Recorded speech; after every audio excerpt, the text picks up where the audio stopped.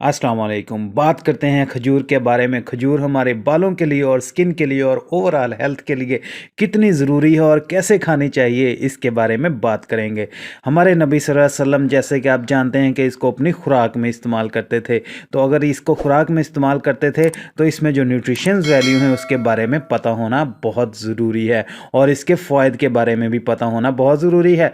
खजूर में बायोटीन होती है। बायोटीन आपकी स्किन के लिए इंतहाई ज़रूरी है। अगर आप स्किन को अच्छा करना चाहते हैं तो खजूर को भिगो कर खाएं।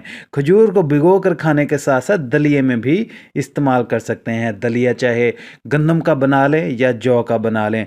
खजूर में पोटाशियम होता है। पोटाशियम ब्लड प्रेशर के मरीज़ों के लिए इंतहाई फ़ायदेमंद है। आपके ब्लड प्रेशर को नॉर्मल रखने के लिए बहुत ही सूदमंद साबित होता है। बच्चों को मल्टीविटामिन के सिरप से बचाना चाहते हैं तो उनको 2 से 3 खजूरें रोज़ाना की बुनियाद पर इस्तेमाल करवाएं। आपके बच्चे मल्टीविटामिन सिरप से बचे रहेंगे। शुगर लेवल जिन लोगों का लो हो जाता है वो खजूर को इस्तेमाल कर सकते हैं। ये ऐसे मरीज़ों के लिए इंतहाई फ़ायदेमंद है जिनका शुगर लेवल लो हो जाता है।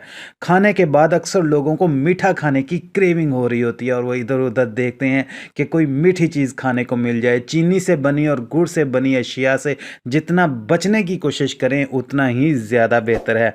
इसके लिए आप खजूर इस्तेमाल कर सकते हैं। खजूर को खाएं। खजूर आपके मीठे की क्रेविंग को भी फुलफ़िल करती है और आपको अंदर से सेहत भी देती है।